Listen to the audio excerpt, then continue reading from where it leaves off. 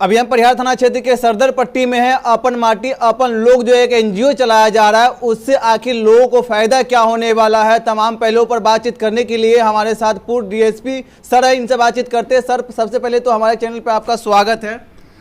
धन्यवाद, बहुत बहुत धन्यवाद आपको। और आप अपन माटी अपन लोग डीएसपी पद पर पुलिस विभाग में बहुत दिनों तक कार्य कर चुका हूं। और जब रिटायर होकर आने के बाद जब मैंने समाज सेवा के रूप में एक सामाजिक संगठन बनाया, उसका नाम अपन माटी अपन लोग टीम जेपी राय है। उसके तहत मेरा उद्देश्य ये है कि जिस तरह मैं पुलिस सेवा में रहकर लोगों का सेवा करता रहा और राष्ट्र की सेवा, समाज की सेवा और देश के सेवा में अपना पूरा समय जब तक सर्विस में रहा बिताते रहा निष्ठापूर्वक, आज भी मैं सेवा के लिए तत्पर हूँ।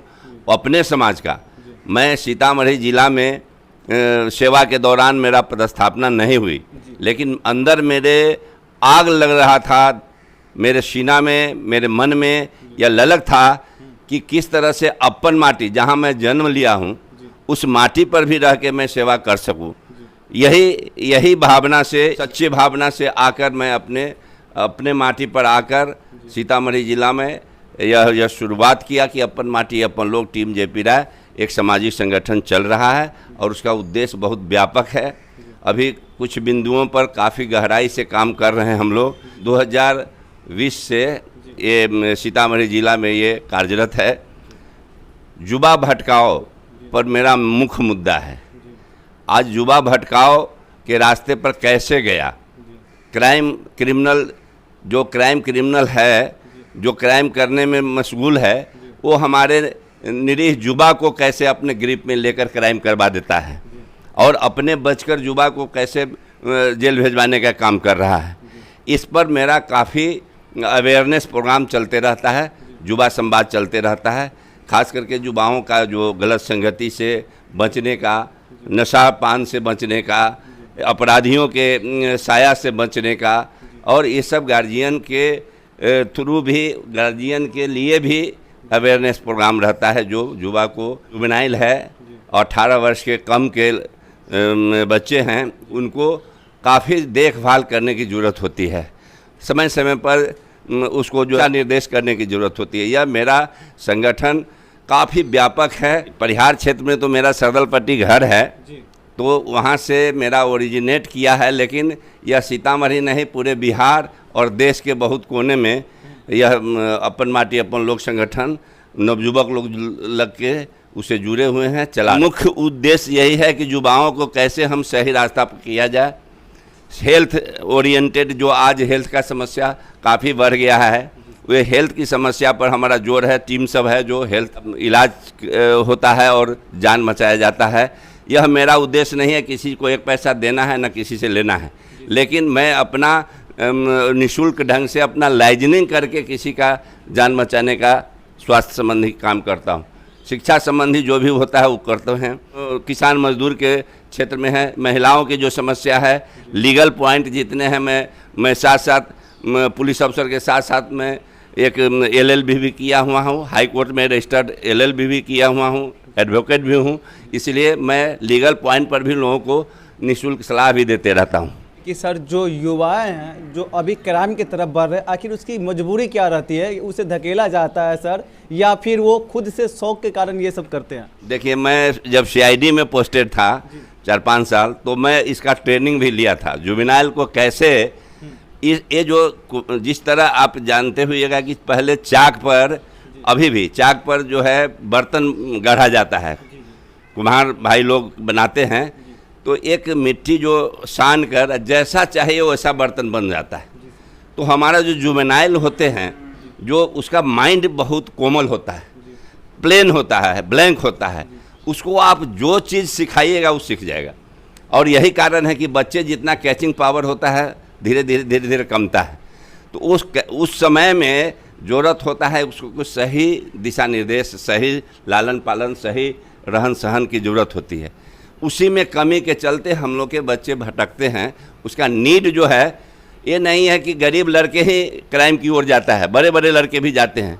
और नीड आवश्यकताएं जो है वो अनंत है। गरीबों की आवश्यकता है कि हमको एक मोबाइल हो जाना चाहिए या कोई संसाधन हो जाना चाहिए।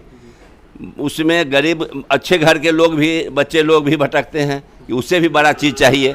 बहुत को शौक पाल लेता है, नशा पान में होता है, बुरे संगति में सब्ज बाग दिखाया जाता है क्रिमिनलों के द्वारा, इस सब से भटकाव होता है।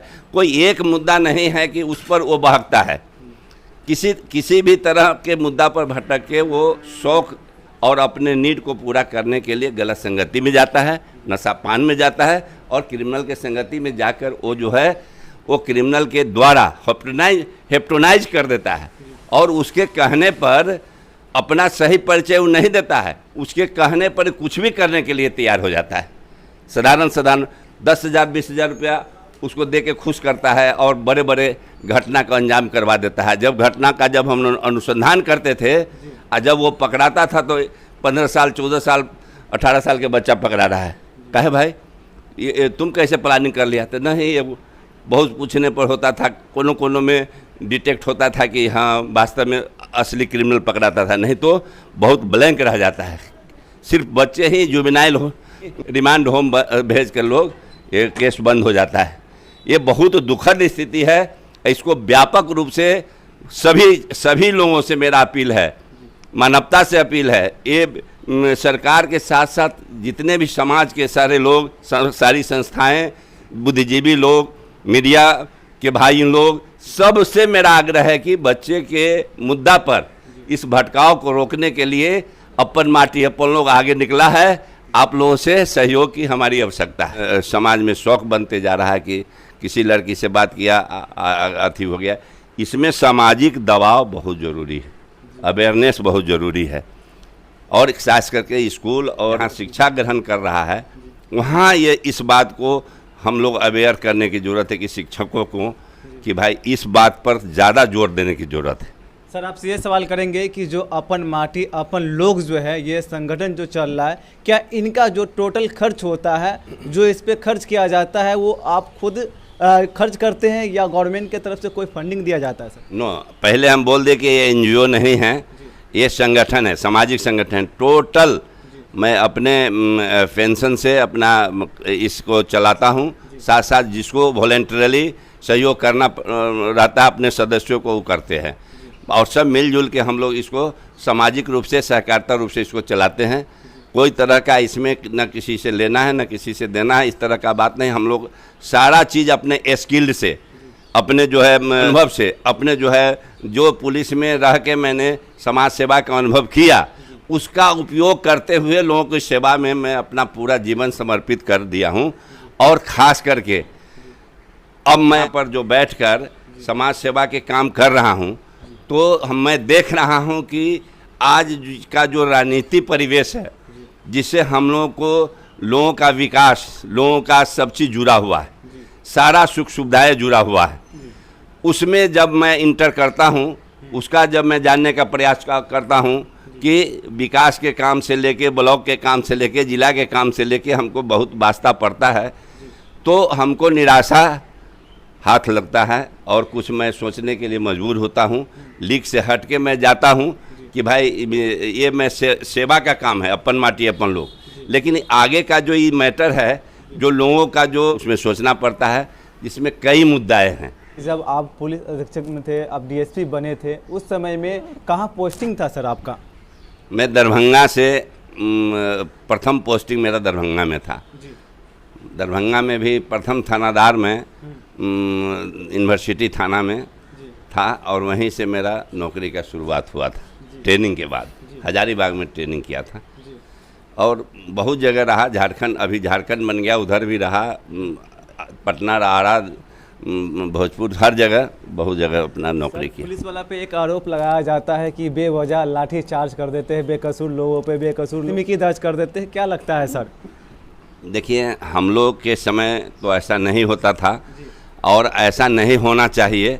मेरे समझ में, मेरा व्यक्तिगत केस का कैटेगरी होता है, हम लोग बांटते थे। क्राइम केसेस जो होता है 20-25%, उसमें सोचना नहीं है, वो केस भी होता था, एक्शन भी होता था और एक्यूज अरेस्ट होके इमीडिएट जेल भी जाता था। उसको बहुत हद तक सज़ा भी करवाते थे हम लोग। लेकिन बाकी जो केसेज होते हैं, जिस केस में बहुत चीज़ है कि भाई भाई का झगड़ा है, ज़मीनी झगड़ा है, घरेलू झगड़ा है, हर बात में केस की ज़रूरत नहीं है। कुछ जो है सोशल वर्क के द्वारा भी लोगों को हम अपना काम करते थे। आज भी हम अपने थानादार चाहे अपने विभाग के लोगों को संदेश देना चाहेंगे इस माध्यम से कि कम से कम लोग परेशान हो, इसका ध्यान रखा जाए। जो मैं रखने का काम पूरे सर्विस पीरियड में रखा हूँ कि लोगों को कम से कम परेशानी हो, ताकि लोग अन्य काम उसका बाधित न हो।